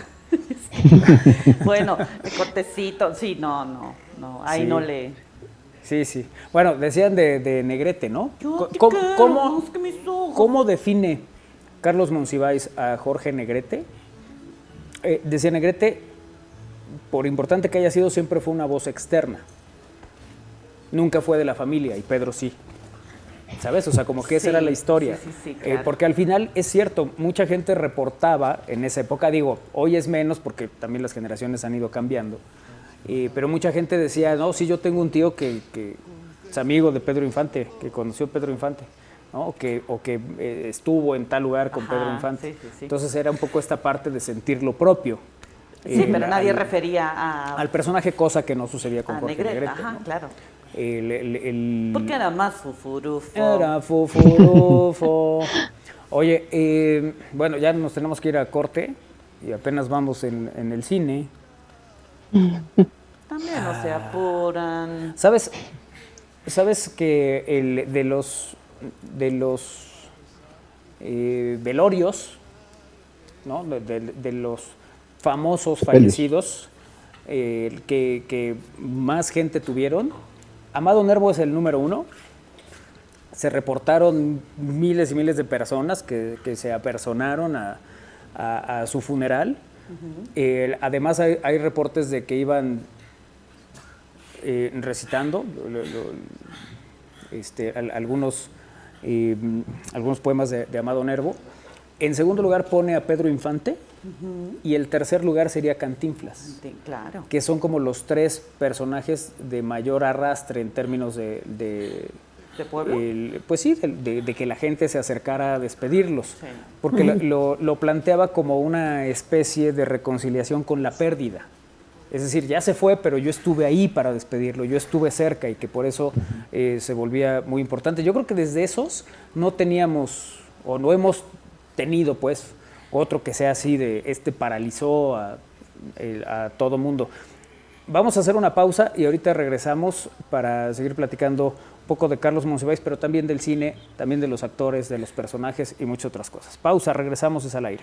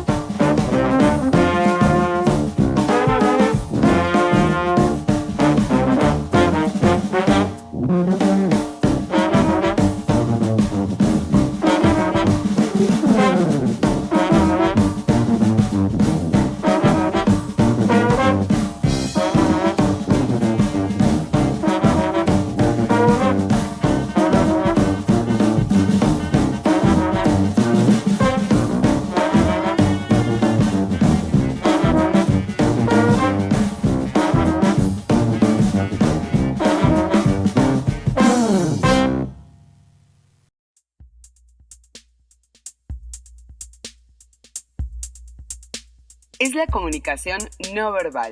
Únicamente la expresamos a través de gestos, movimientos y posturas. Ahí te va mi investigación. El lenguaje del cuerpo es un indicador del estado emocional de la persona. Hay varios significados según las posturas y miradas. Pero ¿cómo saber qué significa cada una? Te doy algunos tips. Cuando te miren fijamente por mucho tiempo y sin pestañear, puede ser que la persona te esté mintiendo. Lo mismo pasa si se está tocando mucho la nariz. Pero si tú le estás hablando y ves que mira para todos lados, mejor cambia la conversación, pues lo más seguro es que ya se aburrió. Lo mismo pasa si se toca mucho las orejas, pues esa persona ya no quiere escuchar. Si ves que mueve mucho la boca, acércate amablemente. Puede ser que tenga inseguridad o está muy ansiosa. Si apoya las manos en la barbilla, tiene varios significados según la posición de la palma de la mano. Si está abierta, entonces está aburrida, pero si la palma está cerrada, puede tener interés. Rascarse el cuello al hablar significa que no está muy seguro de lo que está diciendo. Cuando están con la mandíbula cerrada, el cuello muy tenso y el ceño fruncido, significa que están muy inconforme. Asentir con la cabeza es muy positivo, ya que está de acuerdo contigo, pero si lo hace muchas veces seguidas, ves cerrando la conversación. Esa persona ya no quiere escucharte más. Si ves a una persona con la cabeza en alto, entonces estás viendo una persona segura y con poder. Ahora, ¿qué pasa con los brazos? Al cruzarlos, significa que no está de acuerdo y no está abierto a escuchar. Lo mismo sucede con las piernas cruzadas. Mejor busca otro momento para hablar. Transmite confianza si tiene los brazos hacia atrás. Si encoge los hombros, es que no sabe lo que está pasando y lo más probable es que vaya acompañado de una ceja levantada. No apuntes con el dedo, ya que eso significa agresión. Pero si apuntas con las palmas abiertas, entonces es honestidad y lealtad.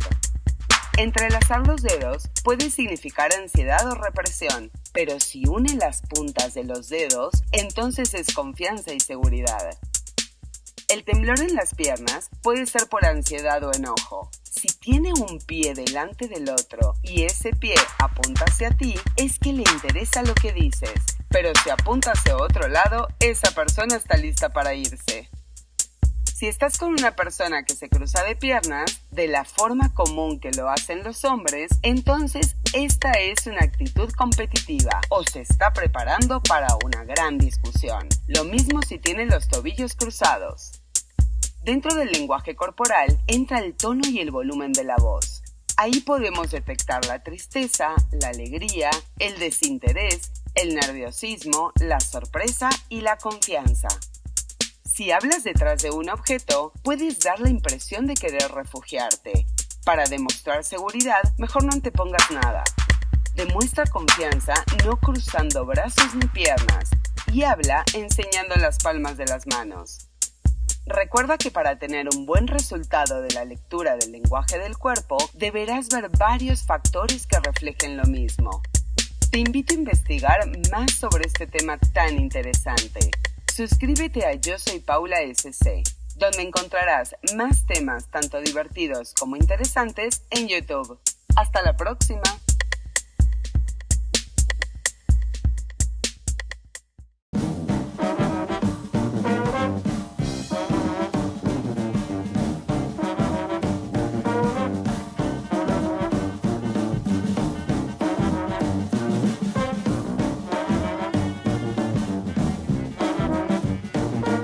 Seguimos en Al Aire a través de Radio Buap, el 96.9 de FM, la Universidad en la Radio, y gracias también por vernos y acompañarnos en televisión en estamosalaire.com. Estamos en el Jueves Retro y estamos haciendo un recorrido por pues un poco de la obra, anécdotas y demás de Carlos Monsiváis. En la película de Sobre las olas se retrata crudamente la división de clases. Cuando en el concierto asiste la crema innata de la sociedad y todos se dicen entre ellos, es un impostor, ese vals es de Strauss. No creían que fuera autoría de Juventino Rosas. Aguilar Camín tiene un cuento sobre Pedro Infante donde lo retrata en su arrogancia y demás vicios. No era buena persona. viene en un libro de crónicas y cuentos en el año en que murió cuando iba a Chetumal, nos dice aquí este mensaje. De hecho, el libro de Monsiváis no necesariamente lo plantea como, o sea, habla más bien de cómo él fue haciendo este personaje y el actor que era y todas estas cosas, más allá de si era buena persona o no, pero bueno, ahí está. Ese retro me está gustando, soy mega fan de Ibargüengoitia y leía a Monsi, muy bien. Uy, Pedrito Infante, tengo un libro magnífico, creo que Editorial Clio, forma extra grande de Pedro, dice. Monsi decía que Ciudad de México no se podía tener una idea original porque lo que se te ocurría a ti se le ocurría a 200,000 más. Mantequilla era poblano, nos dice aquí otro mensaje. Les decían rotos fufurufos. Bueno, gracias a los que están en comunicación. A cada rato veo en YouTube un debate tras la salida de Hugo Sánchez como técnico de la selección. Denise Merker tiene a José Alarcón y Monsi. Este remata con Lázaro, levántate y golea. Es genial. Sí, de hecho ahí habla de pues esto que les decía, que él no entendía a los aficionados porque él no había crecido con eso y que lamentaba mucho pues que eso no hubiera sucedido en su vida. Bueno, terminando con Pedro Infante.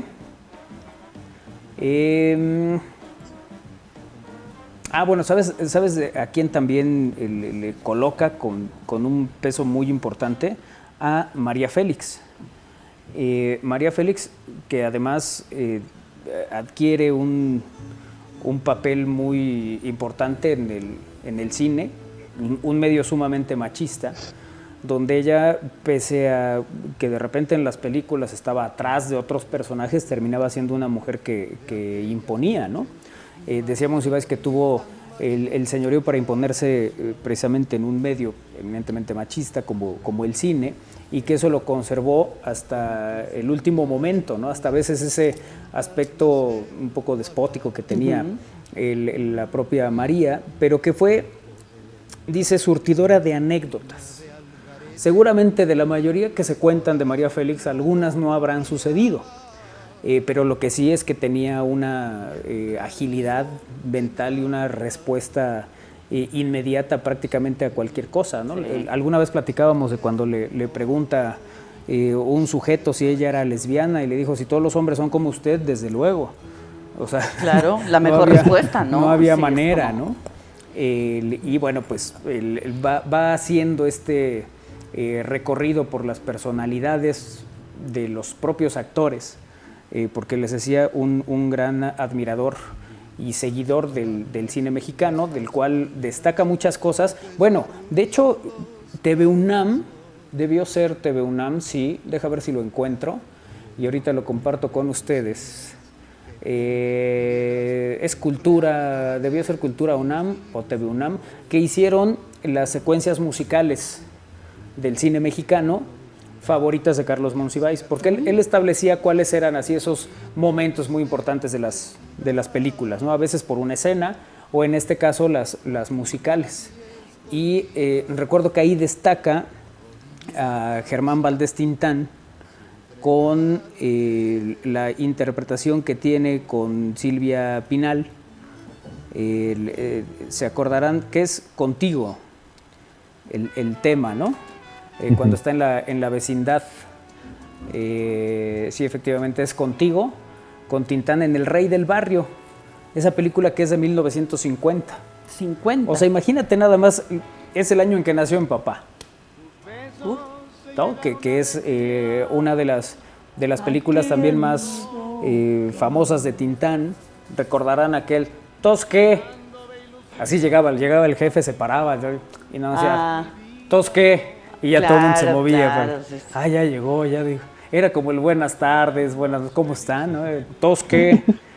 Así lo interpretaban. Pero bueno, es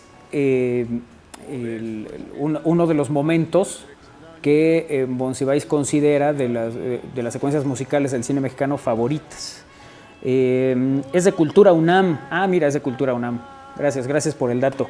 Sí, esos los pueden encontrar en YouTube, ahí hay mucho material al respecto, y de la mayoría de estos temas, pues sí tenemos referencia, sobre todo porque son películas que de alguna manera, mira, otros de los que veo que aparece en ese recorrido es la película Enamorada, de la cual Sí, Isra tiene referencias.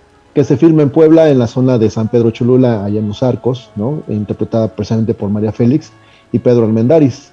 La historia de un general que se enamora de la hija de un importante político de la zona, ¿no? Y que termina, pues, prácticamente yéndose con él a la bola, a la revolución. Uh-huh. Sí, sí. Y que en esa película el fotógrafo es Gabriel Figueroa. Uh-huh. Recordarán que una de las escenas que más se recuerdan o de las que más se han hablado es precisamente de esta toma donde ponen los ojos de María Félix, que es ya prácticamente Ajá. el cierre de la película. De este momento, pues, donde le están llevando la serenata.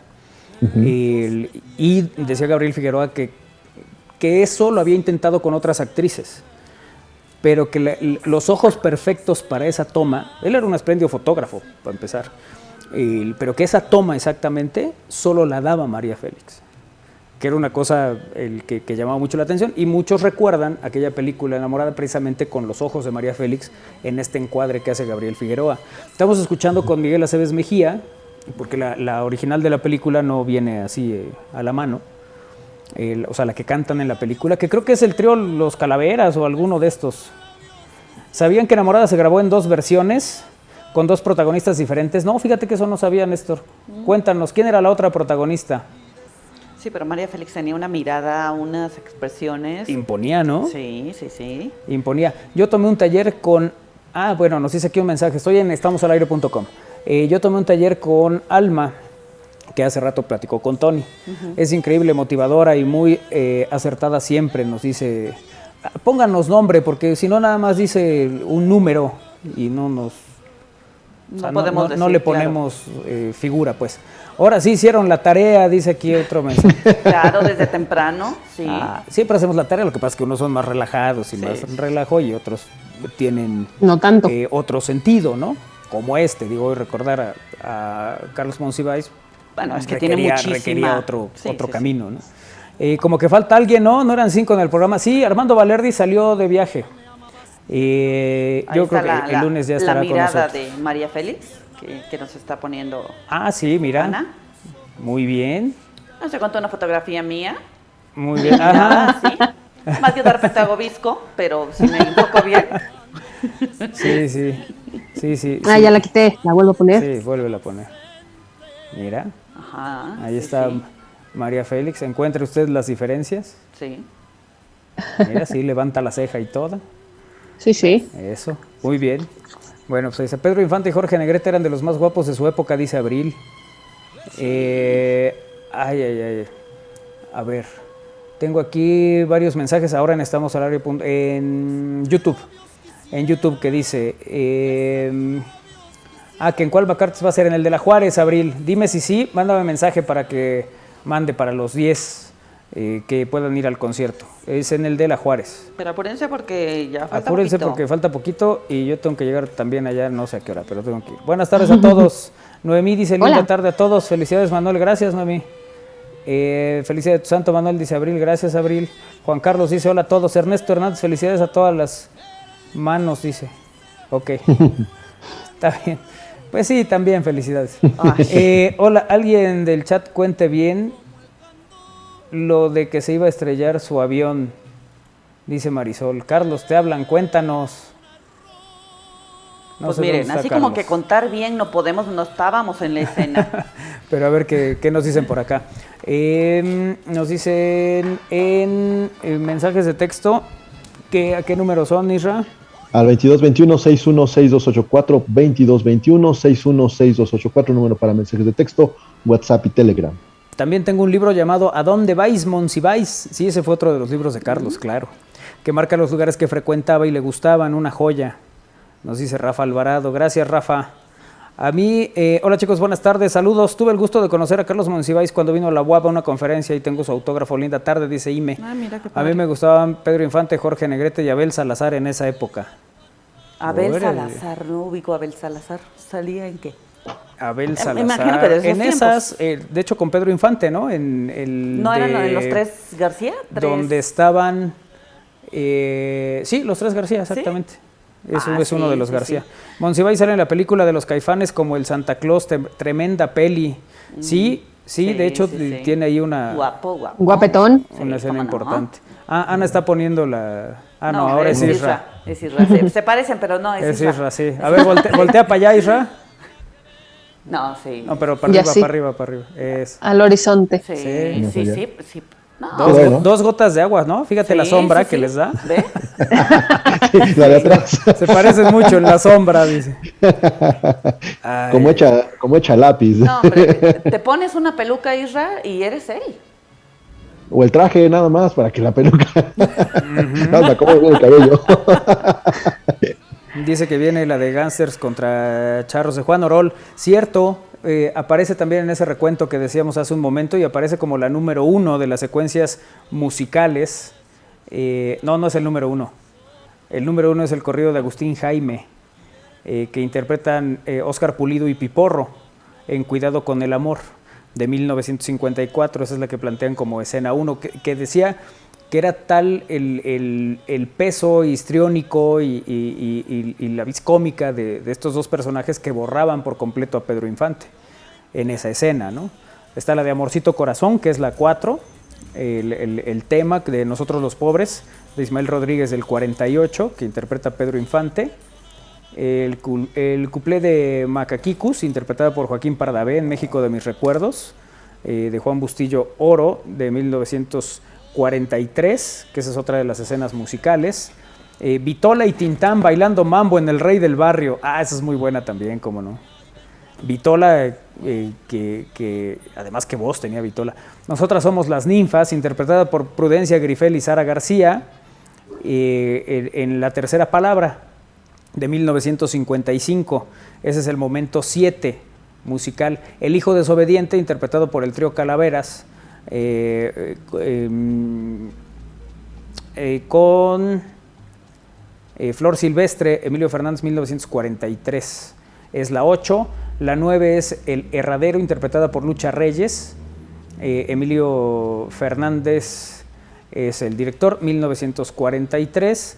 Y la 10 es la secuencia final de Gánster contra Charros. Es la 10, sí, no es la 1.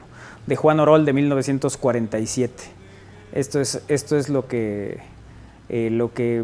publica Cultura UNAM, hablando de Monsiváis. Esto se publicó, hasta donde entiendo, cuando se cumplieron los 10 años, en 2020. Para mí el libro que tengo frente a mí, Escenas de pudor y liviandad. Nos escribe Néstor Vázquez, también en los controles.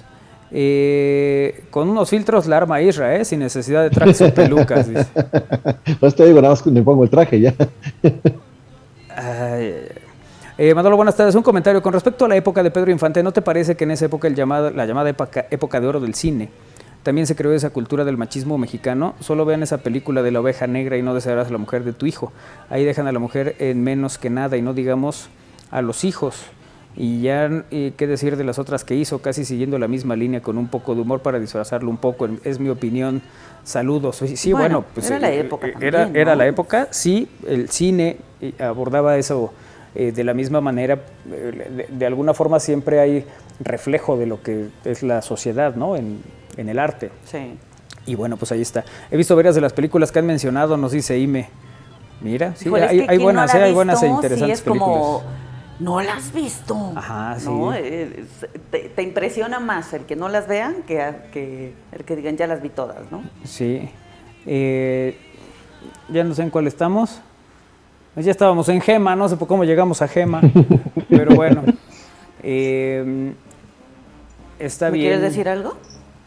Fíjate, otro de los aforismos de Carlos Monsiváis, que es tan actual, decía: lástima que cada gobierno tarde 6 años en enterarse de lo que pasó en su sexenio. Ahí te va el... Tan acertado él. Sí, uno más. ¿Por qué me sucede todo esto? Porque soy mexicano. ¿Y cómo me entero que soy mexicano? Porque me sucede todo esto. Ese es muy bonito. El que nada tiene, algo compra. Soy optimista porque creo en mi mala suerte, dice aquí otro de los aforismos de Carlos Monsiváis. En su libro Días de Guardar, crónicas de Carlos Monsiváis, ¿por qué él se mete y se va tan directo a la crónica? En una entrevista él habla de el primer acercamiento donde dice yo quiero contar esto. Y es cuando tenía 16 años en el funeral de Frida Kahlo. Y entonces estos personajes de los que solo tenía cuenta por periódicos o por otros medios, los vio en Bellas Artes. Él llegó a ese funeral, como mucha gente, y ahí vio a Cárdenas, a Chabela Vargas, al propio Diego Rivera. Entonces, pues para él fue, yo quiero hablar de esto, yo quiero contar esto, y ese es como el primer momento donde decide entrarle a la historia de la crónica, la cual fue muy prolífica en su carrera. Sí. Había una publicación, bueno, luego decían que Carlos Monsiváis estaba en todos lados, colaboraba con muchos periódicos, aparecía en distintos lugares. Pues le daba para todo. Que incluso recuerdan, hay por ahí una referencia de una publicación que se llamaba La Mosca, que cuando salió decía, en esta revista no escribe Carlos Monsiváis. Ajá. que era así como el referente. Y bueno, el propio Monsiváis, que se definía como el doctor honoris causas perdidas, porque normalmente iba por cosas que pues solían ser complicadas, pero que lo interesante de él, de sus columnas y de todo esto, era que no únicamente te relataba los hechos, sino que esos hechos después te los comentaba. Y los comentaba desde distintos ángulos, evidentemente incluida su opinión. Pero a veces planteaba voces que decían o que hablaban de algo que no necesariamente eran reales, pero que ahí aparecían. Dio una conferencia en el Colegio de México, Carlos Monsiváis, que no me acuerdo si la llaman... no me acuerdo cómo se llama la conferencia, la dio en el Colegio de México, y de ahí él leyó unos textos que en principio dice, estos textos no estaban pensados para publicarse, y los comparto aquí. Aquí hay uno de un personaje que va a cantar en el metro, de estos que dicen, hola, buenas tardes, vengo a interpretar tal melodía y tal. Escúchenlo, de verdad, no se lo pierdan, porque es un retrato, me parece perfecto, de el Monsiváis cronista, el que te cuenta historias, el que te plantea cosas muy interesantes. Ahí les va. El cantante que ofrenda el regalo de su abstinencia vocal. 5 de la tarde. En el vagón del metro, donde si se esfuerza, un alma puede caber olvidándose de su cuerpo, el joven con la guitarra se dirige a los presentes que recién han contemplado un faquir que se tiende sobre un lecho de clavos. O es un gran truco, o es una ilusión óptica, o el faquir es un fantasma. Con énfasis, el joven anuncia: les voy a cantar una canción del gran compositor y poeta del pueblo, José Alfredo Jiménez. Pero antes les advierto una cosa: no tengo nada de voz y desafino que da gusto. Entonces, ¿por qué canto? Porque no he conseguido trabajo, tengo mujer y 2 hijos y me importa que coman. Así es, y no quiero sus miradas de lástima. Le debo mi pinche situación a que ni ustedes ni yo hemos podido hacer nada contra este gobierno, y eso nos trae jodidos, la impotencia de mierda en la que nos movemos. ¿Nos movemos? Nos quedamos quietos, carajo. Y por eso ustedes perciben sueldos de hambre y yo ni sueldos recibo. Y no me salgan con lo de trabaja, huevón, porque aunque quisiera, para cualquier empleíto te exigen una carta de recomendación del presidente de la República y del Papa. No se volteen, véanme de frente.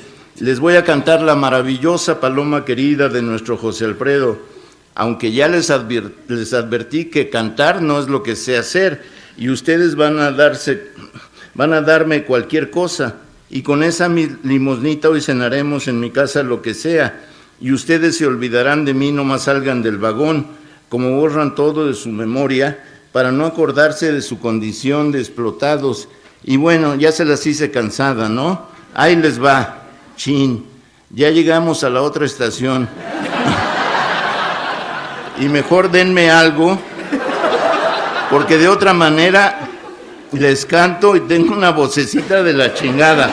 Y no es un asalto de la bolsa o el oído, pero cooperen, cuates, y además con eso ayudan a unos todavía más jodidos que ustedes y no me escuchan asesinar una canción del gran José Alfredo Jiménez, el poeta de México.